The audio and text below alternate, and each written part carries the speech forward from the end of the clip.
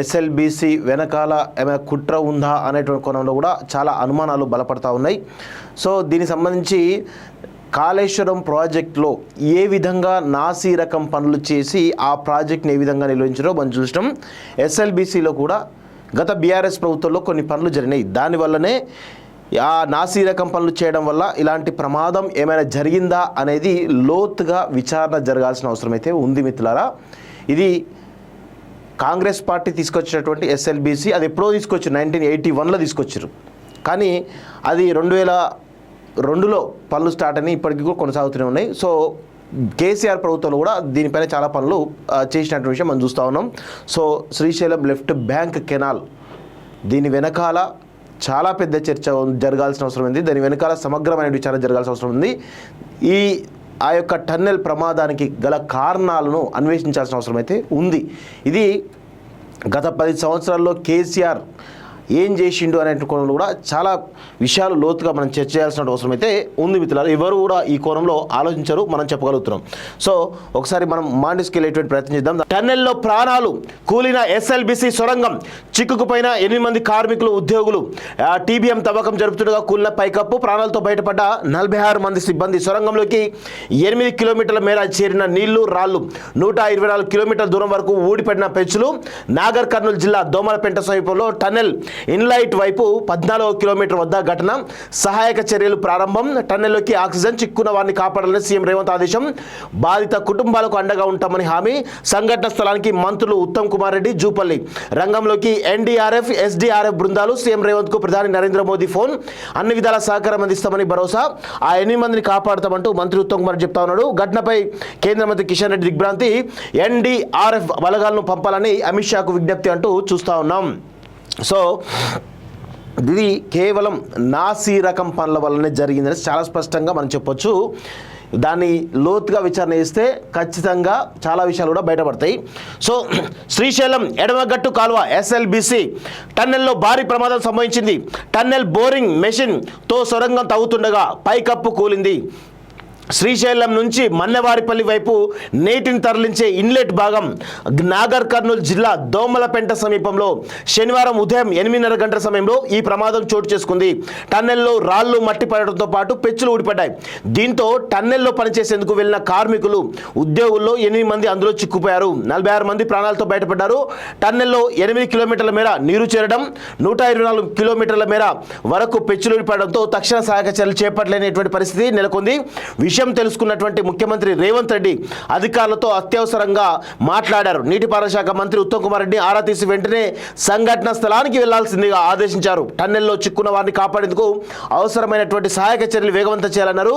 ప్రమాదంలో గాయపడ్డ వారందరికీ మెరుగైన వైద్యం సాయం అందించాలని అధికారులను ఆదేశించారు. బాధిత కుటుంబాలకు ప్రభుత్వం అండగా ఉంటుందని భరోసా ఇచ్చారు. ఇది చాలా చాలా ప్రమాదకర విషయం. కానీ ఎవరు కూడా పెద్ద చనిపోలేదు ఇప్పటి వరకు. అది చనిపోయినట్టు అధికారికంగా ఇక్కడ కూడా రాలేదు. కేవలం అక్కడ చిక్కుకున్నారు. వాళ్ళని కాపాడగలిగితే మాత్రం నిజంగా ఈ రాష్ట్ర ప్రభుత్వం ఒక మంచి పని చేసిన తీరు కనబడుతుంది. లేదంటే మాత్రం కొంత ఇబ్బందికరంగా ఉండే అవకాశం అయితే ఉంది. సో సీఎం ఆదేశాలతో ఇరిగేషన్ మంత్రి ఉత్తమ్ కుమార్ రెడ్డి హెలికాప్టర్లో హుటాహుటిన దోమలపెంటకు చేరుకున్నారు. ఆయనతో పాటు జిల్లా మంత్రి జూపల్లి కృష్ణారావు, నీటిపారుదల శాఖ సలహాదారు ఆదిత్యనాథ్ దాస్, ఫైర్ సేఫ్టీ డీజీలు దోమలపెంటకు చేరుకొని పరిస్థితి సమీక్షించారు. తక్షణ సహాయక చర్యల గురించి సమీక్ష నిర్వహించారు. చిక్కుపోయిన వారిని కాపాడేందుకు రెస్క్యూ టీంలను రంగంలోకి దింపారు. ఎస్డీఆర్ఎఫ్, ఎన్డీఆర్ఎఫ్ బృందాలు కూడా ప్రమాద స్థలికి చేరుకున్నాయి. జిల్లా కలెక్టర్, ఎస్పీతో పాటు అధికారులు అక్కడే ఉండి సహాయక చర్యలు పర్యవేక్షిస్తున్నారు. టన్నెల్లో చిక్కున్న వారికి అవసరమైనటువంటి ఆక్సిజన్తో పాటు ఆహారం పంపించేటువంటి ఏర్పాట్లు చేస్తున్నారు. ప్రమాదంపై ప్రధానమంత్రి నరేంద్ర మోదీ సీఎం రేవంత్ రెడ్డికి ఫోన్ చేసి ఆరా తీశారు. సో ప్రమాదం ఎలా జరిగిందో ఒకసారి చూసే ప్రయత్నం చేద్దాం. నల్గొండ జిల్లాలో 4 లక్షల ఎకరాలకు సాగునీరు అందించాల లక్ష్యంతో 2005లో అప్పటి ప్రభుత్వం నాగర్ కర్నూలు జిల్లా దోమలపెంట సమీపంలో శ్రీశైలం బ్యాక్ వాటర్ ఆధారంగా ఎస్ఎల్బీసీ టన్నెల్ పనులకు శ్రీకారం చుట్టింది. దోమలపెంటలోని కృష్ణానది నుంచి మన్నెవారిపల్లి మీదుగా 44 కిలోమీటర్ల దూరం టన్నెల్ పనులు జరుగుతున్నాయి. అయితే 4 ఏళ్ల నుంచి టన్నెల్ పనుల తవ్వకం పనులు పెండింగ్లో ఉన్నాయి. ఈ పనులను పూర్తి చేసేందుకు రాష్ట్ర ప్రభుత్వం యుద్ధ ప్రాతిపదికన పనులు చేపడుతుంది. దీంతో 4 రోజుల క్రితమే తిరిగి ప్రారంభమయ్యాయి. రోజు 2 షిఫ్ట్లుగా పనులు జరుగుతున్నాయి. జరుగుతున్నాయి. మొదటి షిఫ్ట్ ఉదయం 7 నుంచి సాయంత్రం 3 గంటల వరకు, రెండో షిఫ్ట్ సాయంత్రం 3 నుంచి రాత్రి 1 గంట వరకు నడుస్తుంది. కాగా శనివారం ఉదయం మొదటి షిఫ్ట్లో పనిచేయడానికి మొత్తం 54 మంది టన్నెల్ లోపలికి వెళ్లారు. అయితే 14 కిలోమీటర్ వద్ద టీబీఎం తవ్వకం పనులు చేపడుతుండగా నీరు మట్టి లీకేజ్ కారణంగా టన్నెల్లోకి సిగ్మెంట్ బ్లాక్ ఆకస్మికంగా విరిగిపడి ప్రమాదం సంభవించింది. దీంతో ఆకస్మికంగా నీటి వరద రావడంతో పాటు రాళ్లు రప్పలు మట్టి పడడం ప్రారంభమైంది. కేవలం అరగంట వ్యవధిలో 8 కిలోమీటర్ల మేర నీరు చేరడంతో ఒక్కసారిగా కలకలం రేగింది. 124 కిలోమీటర్ల దూరం వరకు టన్నెల్లో పెచ్చులు పడ్డాయి. దీంతో టన్నెల్ బోల్ట్ మిషన్ వెనుక భాగంలో ఉన్న 46 మంది బయటకు పరుగులు పెట్టి ప్రాణాలు కాపాడుకున్నారు. టీబీఎం ముందు భాగంలో ఉన్నటువంటి 8 మంది టన్నెల్లోనే చిక్కుకుపోయారంటూ చూస్తా ఉన్నాం. సో చిక్కుపోయిన వారు వీరే అంటూ వాళ్ళ పేర్లు కూడా రావడం జరిగింది. సో ఊపిరాడకపోవచ్చు అంటూ నిపుణులు చెప్తా ఉన్నారు. సో ప్రమాదం జరిగి మరి వారికి ఏమైనా జరిగే అవకాశం కూడా చెప్తా ఉన్నారు. ప్రాణాలతో బయటపడడానికి అవకాశాలు ఉన్నాయి, ప్రాణాలు పోవడం కూడా అవకాశాలు ఉన్నట్టుగా తెలుస్తూ ఉంది. సో పట్టించుకునే నాదులు ఏంటో బాధితులు మాట్లాడుతూ ఉన్నారు. సంఘటన జరిగిన వెంటనే సంఘటన స్థలంలో కార్మికులు తమ ఫోన్లో తీసినటువంటి ఫోటో అంటూ చూస్తా ఉన్నాం. సొరంగంలోని 13.5 కిలోమీటర్ల దూరంలో ఉన్నాం. వాటర్ లీకేజ్ అవుతుందని, మట్టి రాలుతుందని బోర్ మిషన్ దగ్గర ఉన్నవారు కొందరు గుర్తించారు. ఈ విషయాన్ని పక్క వారికి చెప్పి అప్రమత్తం చేశారు. అంతలోని కొందరు కేకలు వేయడంతో అందరూ అప్రమత్తమయ్యాం. దీంతో ఎవరికి వారు బయటకు కొంత దూరం పరిగెత్తాం. ఎక్కడి నుంచి ట్రైన్ సహాయంతో టన్నెల్ నుంచి బయటపడ్డామంటూ ఎలక్ట్రీషియన్ చెప్తా ఉన్నాడు. సో ఉదయం 7 గంటలకు జరిగితే 54 మంది కార్మికులు టన్నెల్ లోపలికి బయలుదేరారు. 8 గంటలకు పనులు ప్రారంభించారట. 8:30కు మట్టి కూలడం మొదలైంది. ఊట నీటి ఉధృతి పెరిగింది. మట్టి కూలిన వెంటనే పని ప్రదేశం నుంచి సిగ్నల్ పూర్తిగా కట్ అయింది. 10 గంటలకు తప్పించుకున్న వారు ట్రైన్ ద్వారా బయటకు వచ్చారు. 12:30 గంటలకు టన్నెల్ వద్దకు కలెక్టర్ బదావత్ సంతోష్, ఎస్పీ చేరుకున్నారు. అంబులెన్స్లో అగ్నిమాపక బృందాలు చేరుకున్నాయి. 2 గంటలకు సీఎం రేవంత్ ఆదేశాలతో మంత్రులు బయలుదేరారట. సో 5:30 గంటలకు మంత్రి ఉత్తమ్ బయలుదేరి వెళ్ళిపోయారంటూ చూస్తున్నాం.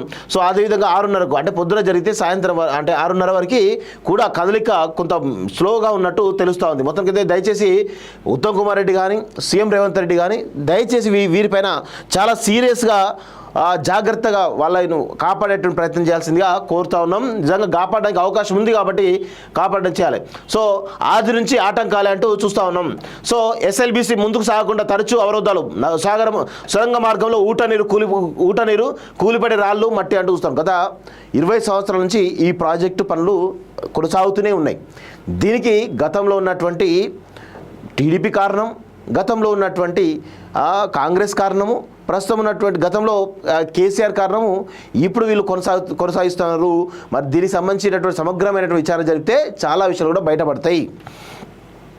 So Srisailam left bank canal tunnel project పనులు కుదుపులకు గురయ్యాయి. శనివారం ఇన్లెట్ నుంచి సీపేజ్ పనులు జరుగుతుండగా ఒక్కసారిగా పైకప్పు కూలడం, 8 మంది చిక్కుకోవడం కలకలం రేపింది. ఉమ్మడి నల్గొండ, ఉమ్మడి మహబూబ్నగర్ జిల్లాలోని సుమారు 4 లక్షల ఎకరాలకు సాగునీరు, 1000కి పైగా గ్రామాలకు తాగునీరు అందించే లక్ష్యంతో చేపట్టినటువంటి ఎస్ఎల్బీసీ పనులకు తొలి నుంచి ఏదో ఒక ఆటంకం ఎదురవుతూనే ఉండడం గమనార్హం. అందువల్లే 2005లో మొదలైనటువంటి ఈ సొరంగ మార్గం పనులు నేటికి పూర్తి కాలేదు. ఎస్ఎల్బీసీ పథకంలో భాగంగా శ్రీశైలం రిజర్వాయర్ సమీపంలోని నాగర్ కర్నూలు జిల్లా దోమలపేట నుంచి నల్గొండ జిల్లా చందంపేట మండలంలోని నక్కలగండి వరకు 44 కిలోమీటర్ల సొరంగం తవ్వాల్సి ఉంది. దీన్ని 2 వైపుల నుంచి తవ్వాలని నిర్ణయించారు. దీంట్లో భాగంగా శ్రీశైలం రిజర్వాయర్లోని నీటిని తీసుకునే ప్రాంతం నుంచి చేపట్టినటువంటి ఇన్లెట్ టన్నెల్ను 19.5 కిలోమీటర్లు తవ్వాల్సి ఉంది. ఇప్పటి వరకు 13.93 కిలోమీటర్లు మాత్రమే పూర్తవగా ఇంకా 6 కిలోమీటర్ల సొరంగం తవ్వాల్సి ఉంది. అయితే 2019 నుంచి ఊట నీరు వచ్చి చేరేయడమే కాక మట్టి రాళ్ళు కూలడంతో పనులు ముందుకు సాగలేదు.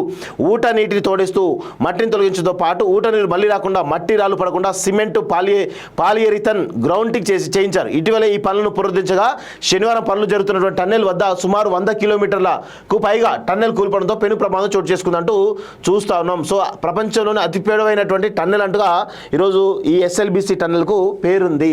సో దీన్ని చాలా రకాల అవరోధాలు ఎప్పటి నుంచో కూడా వస్తూ ఉన్నాయి. దీన్ని పూర్తి చేయకుండా చాలా పెద్ద కుట్రలు పాలకులు చేశారు. సో అది కాలక్రమేణా ఇగో పరిస్థితి ఈ విధంగా వచ్చింది. అది ఎప్పుడో పూర్తి చేసి ఉంటే ఇంత దాకా రాకపోతుండే. గత ప్రభుత్వ హయాంలో శీతకన్నట్టు బీఆర్ఎస్ హయాంలో 10 ఏళ్ల కాలంలో ఈ ప్రాజెక్టుపై ప్రభుత్వం దృష్టి సారించలేదు. పలు సందర్భాల్లో అప్పటి సీఎం కేసీఆర్ ఈ ప్రాజెక్టు మీద విమర్శలు చేశారు. బేరింగ్ దెబ్బతింటే కొత్త బేరింగ్ కోసం ప్రభుత్వం చర్యలు తీసుకోలేదు. 2019 నుంచి సొరంగ మార్గం వద్ద ఎలాంటి పనులు చేపట్టలేదు. కృష్ణా జిల్లాలో 45 టీఎంసీల నీటిని ఎస్ఎల్బీసీ కింద వినియోగించుకోవడానికి అనుమతినివ్వాలని కృష్ణానది యాజమాన్య బోర్డు బీఆర్ఎస్ హయాంలో రాష్ట్ర ప్రభుత్వం కోరింది. ఆ తర్వాత ఆ నీటిని అనూహ్యంగా పాలమూరు రంగారెడ్డి ఎత్తిపోతల పథకానికి మళ్లించింది. కాంగ్రెస్ ప్రభుత్వం వచ్చిన అనంతరం ఈ ప్రాజెక్టు ప్రాజెక్టుపై దృష్టి పెట్టింది. ప్రభుత్వ నిధులను గ్రీన్ ఛానల్లో పెట్టి ఎప్పటికప్పుడు పెండింగ్ బిల్లులు లేకుండా చర్యలు చేపట్టిన నేపథ్యంలో ఇన్లెట్ వైపు నుంచి వారం కిందటే కాంట్రాక్ట్ ఏజెన్సీ జేపీ అసోసియేట్స్ పనులు మొదలుపెట్టింది. ఇందులోనే ఈ దుర్ఘటన జరగడంపై పనులపై మళ్ళీ నీళ్లు కమ్ముకున్నాయంటూ చూస్తూ ఉన్నాం. సో కేసీఆర్ ఈ ప్రాజెక్ట్ సంబంధించిన వాటర్ని పాలమూరు రంగారెడ్డికి తరలించకపోయిండు. సో ఇది అందరూ కూడా గమనించాల్సిన అవసరం ఏంటంటే దీనిపైన కేసీఆర్ ఎప్పటి నుంచో కూడా కుట్ర చేస్తున్నాడు అనేది చాలా స్పష్టంగా అర్థమవుతా ఉంది. మనందరం కూడా గమనించాలి. నిర్లక్ష్యమే ప్రమాదానికి కారణమా? గతంలోనూ ఊట నీరు వస్తుందని పనులకు బ్రేక్. 10 రోజుల క్రితమే సొరంగాన్ని పరిశీలించిన జిఎస్ఐ అంటూ చూస్తూ ఉన్నాం. సో మొత్తానికైతే ఇది చాలా చాలా చాలా చాలా దురదృష్టకరం. ఇలాంటి సంఘటనలు జరగడం దురదృష్టకరం. దీన్ని రాజకీయం చేయొద్దు అని చెప్పేసి కూడా మేము కోరుతా ఉన్నాం. దయచేసి వాళ్ళను సేఫ్గా ఎవరైతే 8 మంది టన్నెలు ఉన్నారో వాళ్ళు సేఫ్గా కాపాడగలిగితే అదే 10,000 అనే కోణంలో మనం సంతోషపడాలి. దయచేసి ఆ దిశగా ప్రభుత్వం చర్యలు తీసుకొని చెప్పేసి కూడా మేము కోరుతా ఉన్నాం.